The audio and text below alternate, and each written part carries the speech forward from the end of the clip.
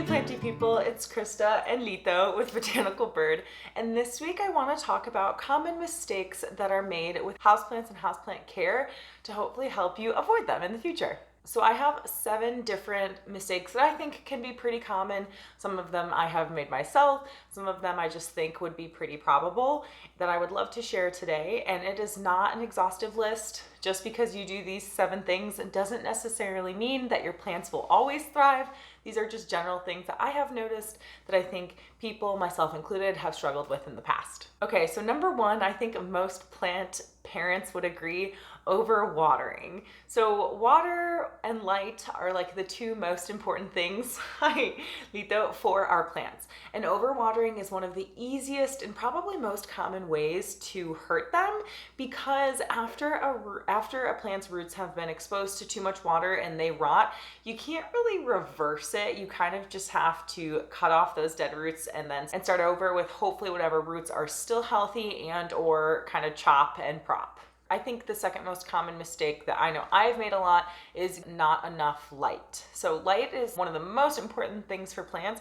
Light is how plants photosynthesize and how they process energy. So if they're not getting enough light, they're not going to be able to be as healthy as they should be. And so there's like a certain amount of light that plants need in order to keep their foliage happy. And if we don't give them that light, you will see lots of drooping leaves, yellowing leaves, sometimes browning leaves, and overall plant death. Usually it's like a slower death than root rot though, because a plant can kind of like hold on by like a thread, like, oh, I'll survive on this light, I'll try, but then it ultimately will die. So making sure that you know plant's light requirements is very important to its overall health.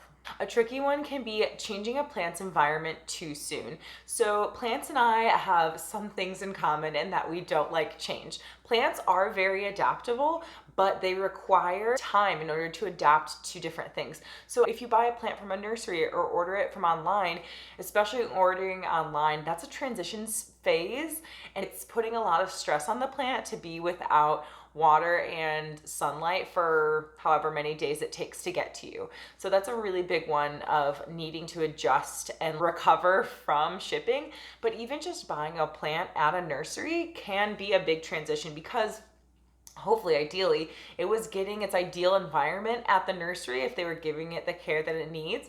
And then coming to your house, it's probably not as ideal of an environment, in that like maybe it's not as humid in your space, and just like different things like that. We have artificial light at the greenhouse. They most likely have natural light. And so trying to bring a plant into a new space and not allowing it the time to adjust before making other changes like repotting or changing the soil or things like that can stress it out too much. And that ends up bad too, where like you can get some funky growth or maybe stunted growth. Your plant can die if it has too much stress. Kind of like people. Do you ever feel like that? Like you're undergoing so much stress, you'll just simply die? I know that feeling. I think this one's a little bit more subtle of a mistake that lots of people make that's just not as obvious. I am a huge proponent of soil that is extremely well draining. It kind of combats the first issue too of overwatering. Your plant has a higher likelihood of doing well, even if you're watering too frequently maybe, if the soil is really well draining.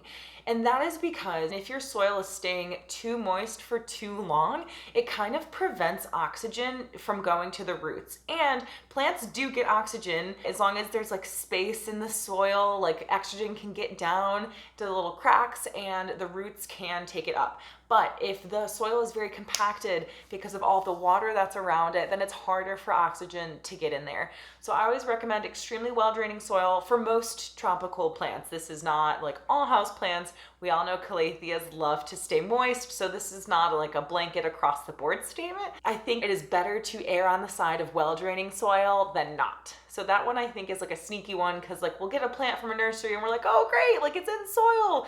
But sometimes it's like all soil and no amendments. So I think that's something to keep in mind too.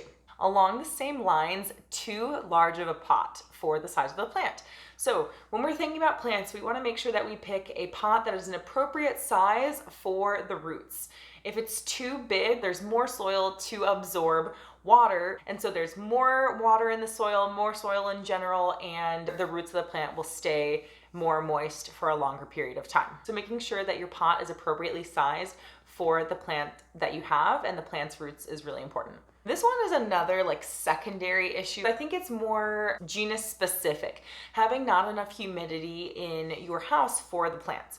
So lots of tropical plants live in the rainforest, and so they're used to a very humid environment, and that keeps their foliage really lush and green and thriving.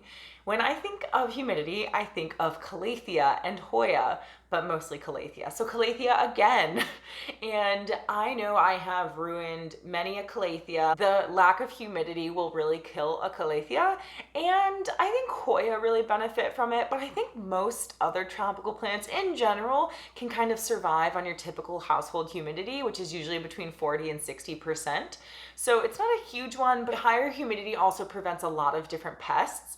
And so if you're having issues with your plants, sometimes it can be because of a lack of humidity. Oh, thank you. Right, Ito? Is that how it is? And kind of just something to encompass all of these common mistakes is just not knowing the specific care of the plant that you have. So what I like to do is I like to know kind of the general genus care. For example, I just got a variegated Hoya kentiana, and because I'm familiar with Hoya care in general, I'm not necessarily gonna go and Google its care, because I know that in general Hoya like high humidity, they like bright indirect light, they like their soil to dry out between watering, so I feel pretty confident that I'm able to care for it. But I see a plant that I just fall in love with at the store, I want to make sure that I know the care before I get it, because I want to make sure that I can handle it and or that my environment is set up in a way that will be conducive to its growth, and if not, if I really want the plant, what I have to do in order to create an environment that is best for the plant. But none of this is to say that like you're foolish or anything if you make these mistakes. I've made them. I'm sure I will continue to make them. But in an effort to help us all be the most successful plant parents as possible, I figured I would share these tips. So that's it for this video. If you have any specific mistakes that you've heard of or experienced yourself that you'd like to share, I would love to hear those. Feel free to put them in the comments below. We are all here to support each other. And if you like this video, I'd encourage you to subscribe to this YouTube channel and follow my Planty Instagram for more Planty content. And if you're interested in checking out any of the Planty products that we have, you can find us on Etsy, Botanical Bird, or on our website, botanicalbird.com. All right, well, thank you guys so much for watching, and remember, we're rooting for you. Bye.